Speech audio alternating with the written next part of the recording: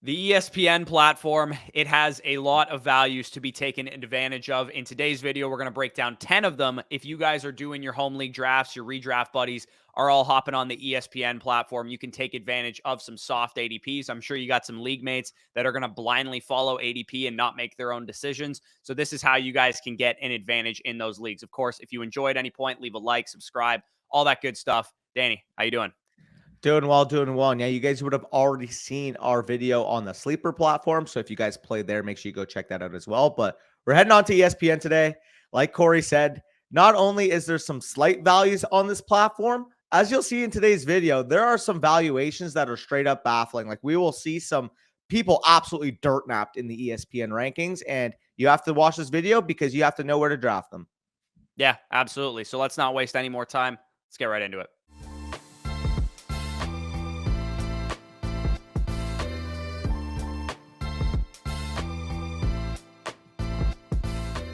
All right, so before we get into the first value, we do have a couple guys that were values in the sleepers video that we just want to quickly shout out. Calvin Ridley, Brandon Ayuk, Mike Williams, Jordan Addison, and Jahan Dotson, all values on ESPN as well. We're just not going to rehash the same players that we talked about in that other video, but if you want to hear the arguments for those players, obviously check out the sleeper video. All of those guys going at least 16 picks past where we have them ranked in ESPN ADP. But the first guy that we're going to talk about is a Dallas Cowboy. Ceedee Lamb going off the board right now at the 16th overall pick on ESPN drafts. In our rankings, he's a top 10 player. He's top 9 player in our rankings. On Underdog, he's a first round pick typically as well. And the case that I've made for Ceedee Lamb, because he is actually my second highest rostered first round player on Underdog outside of Bijan Robinson. You had a third-year breakout wide receiver last year with Ceedee Lamb, who finishes a top 7 receiver in points per game. So he already kind of checks the box of we know he's talented. Betting on early round young players to continue ascending in their career, especially when Ceedee Lamb is basically playing for an extension this season, is a great way to access, league-winning upside. Nearly a 20-point per game receiver in games with Dak Prescott last year after week 7 when Dak Prescott came back. He posted a 26% target share, nearly 20 points per game. He was a top 5 receiver over that stretch. Cut their hammer running back in Ezekiel Elliott. They no longer are probably going to run quite as much in the red zone and probably might pass the ball a little bit more as well. They add some help around Ceedee Lamb, and even though Brandon Cooks and Michael Gallup are going to potentially eat into his target share, Lamb is the clear alpha. It's the perfect situation. Those guys help the offense, but Lamb is still the guy I expect to get a 26, 27% target share, potentially 30% target share in a massive breakout season. Like you said, fully breakout this past year. Obviously, we saw the flashes in his first 2 years. He's more of a wide receiver too in fantasy, but last year paced his career high in terms of targets by 36. And another thing I noticed just from watching him play is he just looked physically stronger, physically more mature, and really developed into that true number one. You could see first couple years a little bit more immature, didn't have the high touchdown totals. Well, he was able to jump that up to 9 last year. I wouldn't be shocked if he again set a career high in touchdowns with Dak Prescott fully in the fold for the full 17 games, hopefully this year, potentially flirting with 30, 35 plus touchdown passes. Would not be shocked if Ceedee Lamb took that next step, became a 100 reception, 1,400 yard, 11, 12 touchdown level wide receiver, ultimately returning potential top 5 value. Yeah, absolutely. I think he's one of the cleanest projections. He's young. He doesn't have an injury history. He's in a good offense, all that kind of stuff. So another guy that I think is actually quite a clean projection as well. Amon Ra St Brown, we have him ranked at 11th overall. So we view him as a first round player. ESPN has him as the 20th overall player. So a guy that potentially you can get in the late second round, not even just the early to mid second round, the late second round. He had a 29% target share as a second-year wide receiver last year, which is a ludicrous number. He was the PPR wide receiver 5 in his healthy games. He suffered an ankle injury at some point. He was limited in some games, but if you remove those games, 19.18 points per game, no target competition. Realistically, this offense is the running back position. It's Jahmyr Gibbs, David Montgomery, and it's Amon Ra St. Brown. Jamison Williams suspended 6 games. I'm not even really sure that he's a good player. And unless you're super, super high on Sam Laporta to the point that you think he's going to eat into Amon Ra's target share, Amon Ra has the ability to have 170 plus targets this year. And on pace last year, he had a pace of 170 targets in his healthy games. So you're getting a guy who's a young receiver, not a whole lot of injury history, and a guy that can really, really return high-end PPR value. 100%. He's shown, like you said, the ability to command targets. We look at that wide receiver room as a whole, and outside of Amon Ra St. Brown with Jamison Williams on that suspension, not really too much to desire from that room. Of course, I mean, we're making basically claims right now that the potential second best option on this passing attack is either a rookie running back or a rookie tight end. When are we ever going to say that about an offense that we have potential top 10 overall expectations for, which we do with the Detroit Lions? If this offense is going to be as good as it is with those rookies, Amon Ra St Brown has to be the focal point. I wouldn't be shocked if this guy is potentially commanding upwards of 170, 175 plus targets this year. And in any PPR setting, getting that at ESPN 20th overall is an absolute cheat code. We already mentioned it in the sleeper video, why sleeper was low on Garrett Wilson. Garrett Wilson and Amon Ra St Brown are two guys I want to leave every single 1-2 turn with. And in those respective platforms are going in the late second, like you said. Yeah, and I mean, it might even lean me towards taking a running back in the first round, knowing that I can get those guys in round 2. If you guys are on the board at 7th overall, deciding between Stephon Diggs and Bijan Robinson, maybe you go Bijan Robinson or Austin Eckler or Christian McCaffrey, whatever running back you prefer, wrap back around, grab one of Amon Ra, Garrett Wilson, Ceedee Lamb, knowing that they're going to fall to the second round on the ESPN platform. Another guy that is falling on the ESPN platform that we have a lot of exposure to, in fact, he's my highest rostered running back on Underdog right now, is Breece Hall, who's in our rankings, still a mid to late third round pick on ESPN's platform right now. He's the 52nd overall player. It's absolutely stealing. I mean, if you guys are wondering, well, how do you guys have him ranked at 30? His sleeper ADP is also 32. So it's not just us that are high on Breece Hall. Other platforms have him ranked higher. ESPN is just way behind the curve when it comes to Breece Hall. I understand people are going to talk about the knee injury, but he's way ahead of schedule at this point. And people are looking at a potential downgrade for Breece's outlook with Dalvin coming in. Don't get me wrong. I think especially in the early portion of the season, it could have some effect, but 52nd overall is just flat out ceiling. Like if you draft Breece Hall, plan around it. Take, safer options at the running back position. Take safer options maybe at wide receiver. He's going to be your big risk, ultimate payoff type of player. And if he does hit his ceiling, he's returning potential first round running back value where you're getting him, late fourth round there, 52nd overall on ESPN. It's an absolute steal. The team still wants him to be this workhorse running back. Connor Hughes has said it all offseason, banging the drum that Dalvin Cook has been brought in for insurance. Breece Hall is still viewed as that franchise needle-moving running back. And he's going to be a league winner come November, come December. When you're clawing for your fantasy playoffs, when you're in your playoff weeks, Breece Hall could potentially be a 20-plus PPR point per game back. And another underrated thing that we've been talking about that not a lot of people are so focused on Breece Hall's knee injury without acknowledging that he's probably the most healthy running back in the situation right now. Dalvin Cook's shoulder is absolutely toast. We've had Dr. Edwin Porras on the channel these last 3 years talking about Dalvin's shoulder injury. He's been talking about how it's a recurring injury. The collarbone always pops out of place. And when it comes to Breece Hall right now, it's just a complete steal and one that you should be drafting the draft button on every single time he falls even close to pick 52.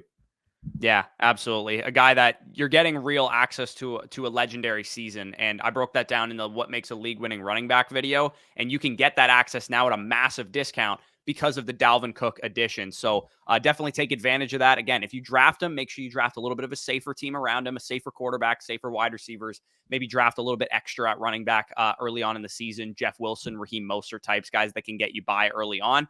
The fourth guy on this list is Drake London. Right now, we have him ranked just inside the top 50. We have him at 41 overall. ESPN has him going at 79th overall. So a guy that is going, well outside the first 5 or 6 rounds. And it's not hard to make the case for why we have Drake London so high. Obviously, you see the disparity between 40.5 and ESPN at 79 is almost 40 picks. It's almost literally halfway between the start of the draft and where ESPN has him ranked. At the end of the day, I understand people will make cases about the situational factors based off what we saw from the Falcons last year, as if that wasn't a team that threw at a historically low rate. We'd be talking him right now if he had the offensive volume of the Saints, if he had the offensive volume of the Jets, in the same vein as guys like Garrett Wilson and Chris Olave. I mean, he had a 29.5% target share at 21 years old. That's simply unheard of. 32.4% targets per route run was second in the NFL, not even second amongst the rookie class, second in the entire NFL behind only Tyreek Hill. Like if Ritter can be 85% of Tannehill, like the quarterback 23 in the NFL about, Drake London is absolutely set to smash his current ADP. So again, if you can get him anywhere close to 79, I'd feel comfortable taking him in that mid to late fourth round area where he goes in our rankings, where he goes on Underdog. And as you see on Sleeper, they're 53, relatively within the same range. Yeah, absolutely. I mean, you get 500 pass attempts, which, by the way, would be like almost 100 more than what they had last year, which is Yeah. also still going to be a run heavy offense, a bottom 5 pass attempt offense. You're talking about nearly a 30% target share yielding like 150 targets for Drake London. And, some of that stuff came with Kyle Pitts off the field, but I think this offense is going to be really concentrated between those two targets. Their number 2 receiver is Mac Hollins. Their number 3 receiver is probably Cordero Patterson or Bijan Robinson. So we're looking at a situation where Drake London and Kyle Pitts are going to dominate the targets. I think 29% target share for Drake London, 26% target share for Kyle Pitts is more than in the range of outcomes for those two players because they're clearly the best 2 pass catchers on the team. So yeah, Drake London, if people are concerned about the volume changes year over year, man. Arthur Smith had no choice but to run the ball at a super high rate last year because Marcus Mariota couldn't hit the broadside of a fucking barn. So it's possible that if Desmond Ridder is at least a game manager, a capable quarterback, they're going to throw at, still a low rate. We don't expect this to be a pass-heavy offense, but at least at a comfortable rate that Drake London can produce. So number 5 on this list is Terry McLaurin, who actually suffered an injury last night. Should be okay. It looks like it's just going to be a minor injury, and he still has a couple weeks before the season. We have him ranked at 44.5. ESPN has him at 59. He's one of the best real-life receivers in the NFL. Matt Harmon's reception perception darling. He thinks he's like probably one of the best 5 or 7 receivers in the league. Sam Howell looked like a legitimate quarterback option last night. He looked decisive. He looked comfortable. Worst case scenario, Jacoby Brissett is the best quarterback that Terry McLaurin's ever played with, at least the Jacoby Brissett that we saw in 2022 with the Browns. Offensive scheme should be a lot better this year. The other underrated thing about Terry McLaurin is that he's been playing in like a snail's paced run heavy offense his entire career. And it looks like Eric Bieniemy is kind of upping the tempo and letting his quarterbacks kind of throw a little bit more. So definitely love that for Terry McLaurin. He's a guy that I think is just a rock solid, wide receiver 2 projection. If you draft a guy like Breece Hall, Terry McLaurin is the type of player that you can use as, a safety net, a guy that I don't think is going to bust. Does he have a top 5 ceiling, a top 10 ceiling? I think Sam Howell would have to be a massive breakout candidate for that to happen. But if Sam Howell's the 18th or 24th best quarterback in the NFL, I think Terry McLaurin's a locked top 24 receiver in points per game. Yes, I mean, it's the same thesis behind why we're high on Drake London as well, where they're both elite talented wide receivers. I think Terry McLaurin, you would, from a real life perspective, take over Drake London from a talent standpoint with unproven quarterbacks. And I feel like the market as a whole is more so baking in the downside of their respective quarterbacks rather than the potential upside. Like you said, what if Sam Howell, I mean, he was your quarterback 1 coming into last year's draft. What if he proves to be a quality quarterback option, maybe the quarterback 16 or 17 in the NFL? If that were to happen, Terry McLaurin is talented enough to be a legitimate top 10, top 12 overall wide receiver, maybe even higher, of course, if he runs hot in the touchdown department. I think his projection is just absolute money at the point where he projects to be a wide receiver 2. But if Sam Howell does take that leap, I think he does have sneaky fringe wide receiver 1 upside. Yeah, absolutely. Terry McLaurin, a guy that is going pretty undervalued right now. I get it. The offensive situation isn't good, but at this point in the draft, it's pretty much baked into his cost. And if it's better than we anticipate it could be, DK Metcalf, Tyler Lockett situation from last year where we didn't think the Seahawks were going to be good at all. And they ended up returning some decent ADP value. So number 6 on this list is a running back, J.K. Dobbins. Typically, we don't advocate for dead zone running backs, but when we have J.K. Dobbins rated as like a 5th round pick at 50.5 overall, and ESPN saying, we're not going to take him until round 8 or 9 in ESPN's 92nd overall player, this is absolutely stealing. J.K. Dobbins is a risky option, but he's still got 3 weeks before the season starts to get back to 100%, and he was activated from the PUP list a week ago. So he's starting to get healthy, and we know the upside case for him. Yeah, I mean, if he's healthy, he could be a low-end running back 1 with elite efficiency, high touchdown upside on a potentially great offense in Baltimore. We've talked about the factor of adding Todd Monken, how it's going to revamp that passing game. Well, J.K. Dobbins hasn't been this Derrick Henry, Nick Chubb, Josh Jacobs in terms of overall workload carrying. For him, it's mostly been the efficiency. So, in my opinion, adding an elite passing attack to an already elite ground game is only going to affect J.K. Dobbins' efficiency, his looks, potential goal line opportunity if they're moving the ball more efficiently. So, I just kind of want to take good players at this point. Like, I understand there is risk, like you said, coming off of PUP, but an ADP of fucking 92 is insane. That's a ridiculous discount. You're not even dealing in the running back dead zone at that point. You're dealing round 8 when all these, running backs like Joe Mixon, Najee Harris are going in that mid-range. Give me the guy who's legitimately talented far after those other guys are going. So I get it. He's risky in like round 5, But once he falls close to round 8, man, you have to take him in every single draft you're in if you're on the ESPN platform. Yeah, running a hero RB on ESPN looks pretty Oh, enticing, yeah. knowing that I can get J.K. Dobbins as my RB2 in round 8 or 9 after I've drafted Bijan, a bunch of wide receivers, a quarterback, or a tight end, and, wrap back around round 8 or 9 and grab J.K. Dobbins as my RB2. So definitely an enticing strategy. Make sure you check out the hero RB strategy if you guys are playing on ESPN. Number 7 here on this list is Christian Kirk. We have him ranked at 62nd. He's going off the board as the 81st overall player. Christian Kirk is no longer the wide receiver 1 in Jacksonville, but he can still be a low-end wide receiver 2 in fantasy if Trevor Lawrence breaks out in 2023. With both of us are kind of projecting. We think that Lawrence can be a 4,500, 35 passing touchdown type of guy. This offense was top in the league in neutral pace. It was top in the league in pass rate over expected. They want to pass the ball. So there is room for more than just Calvin Ridley in this offense to eat. And I think Christian Kirk can still be, like I said, a really good flex option, especially when you're getting him at the 81st overall pick as like your wide receiver 4 or 5 in PPR. Well, it's funny because, yeah, of course, Calvin Ridley coming in, elite target commander. We already talked about it on yesterday's video. Obviously, him coming in is going to limit the overall ceiling. But when he was already the wide receiver 11 last year, talking about Christian Kirk, getting him at this point, only having to rely upon him, like you said, as a wide receiver 3, wide receiver 4 on your team, especially if you're in a full PPR setting, like, I'm sorry, 81st overall should not be yielding that level of upside. Like, we expect this offense to be very good. Calvin Ridley is going to do his thing, potentially have a top 5, top 6 overall season. And I still think there's enough pie left for Christian Kirk to potentially be a wide receiver 2 overall in fantasy. I mean, 133 targets last year, really broke out with Trevor Lawrence. I don't think that rapport is suddenly going to disappear now that another elite talent's in the room. I more so just think that this offense as a whole is set to explode.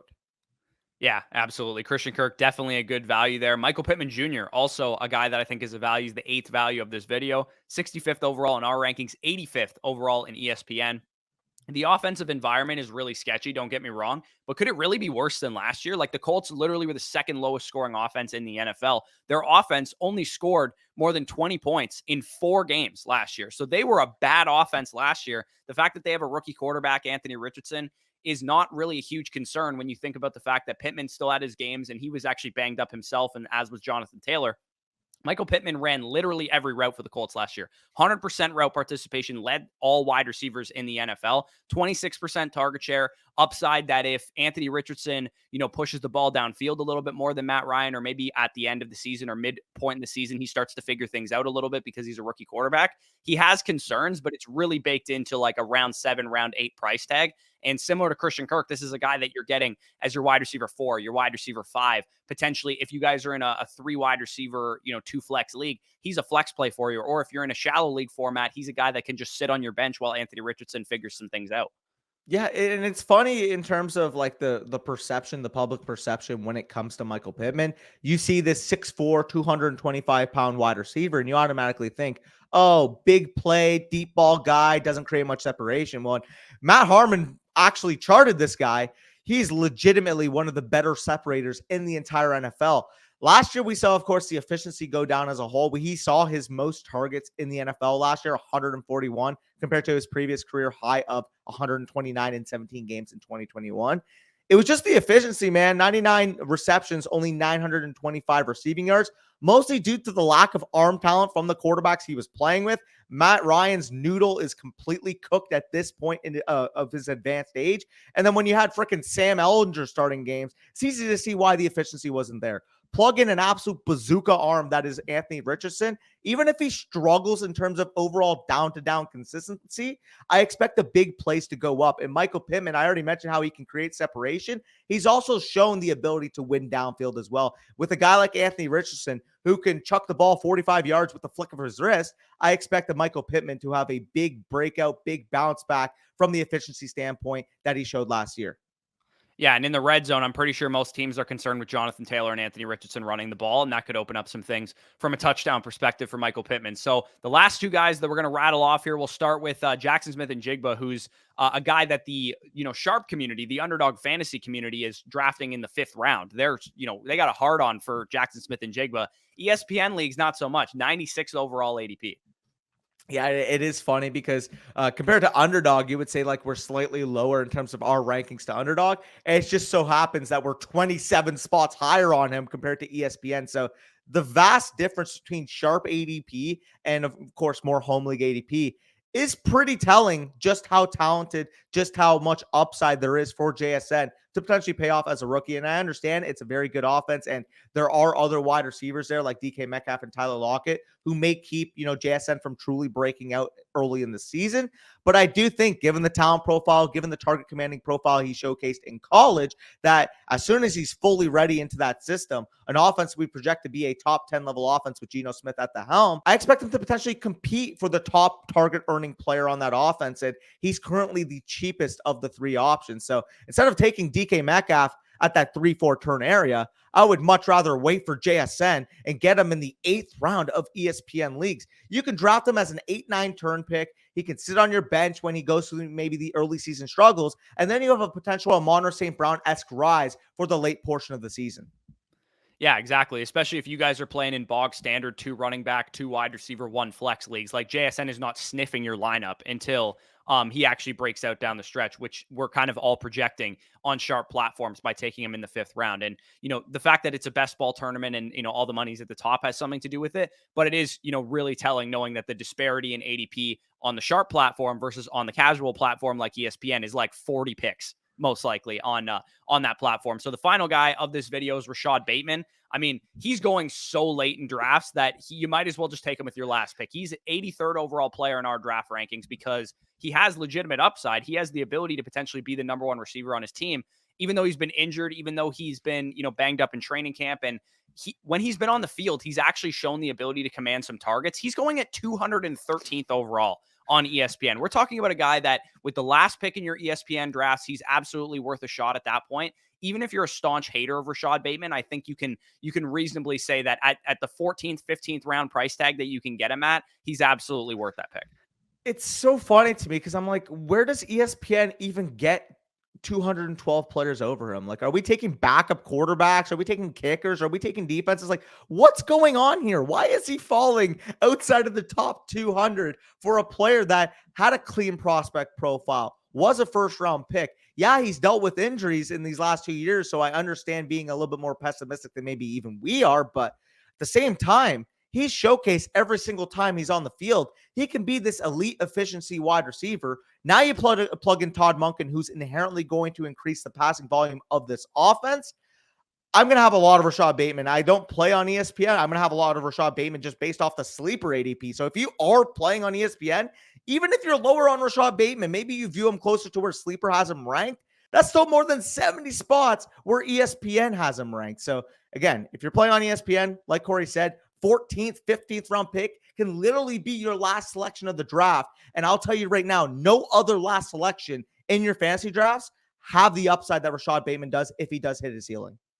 Yeah, especially knowing if you guys are on ESPN and you're drafting in the 9th, 10th round, you're like, should I go with a running back or a wide receiver? I mean, knowing I can get Rashod Bateman in the 15th round would probably lean me towards taking the other position. So if you guys enjoyed this video, if this is the first time you're checking us out, go leave a subscription down below. Again, we really appreciate the support we've seen. You guys are definitely going to want to stick around with us this year. We will help you win your championship, or we will die trying, basically. Leave a like on this video if you enjoyed. If you guys want our draft guide, if you want all of our rankings, you guys saw FSC consensus versus home league sites like ESPN. That is a feature that is in our draft guide. So if you play on other platforms, maybe you have a league on Sleeper, maybe you have a league on NFL, maybe you have a league on Yahoo, we will have you covered over there in our draft guide, positional rankings, tiers, our contextualized game log series, our draft ready cheat sheet. There's so much value packed into one free price tag. You can get it for free by depositing just $10 on Underdog Fantasy. When you use the promo code FSC, they're going to match you 100% back up to $100, and you will get our draft guide for free. And also our weekly rankings to help you with your start-sit decisions throughout the season for free as well. So that is an exclusive offer for our Underdog code. I don't think anybody else is offering that right now. So definitely check that out if you're interested. If you already have an Underdog account, or if you can't play on Underdog where you live, you can also get our draft guide and all of our rankings and everything in between on flockfantasy.com and use the promo code FSE over there as well for 30% off any of the monthly and annual packages. And if you sign up annually, you'll also have the ability to hop on a Zoom call with one of us, and we can walk you through your draft strategy, your keeper strategy, your dynasty strategy, whatever you guys are looking for. We will talk to you about that. So with that being said, peace out, and we'll talk to you soon.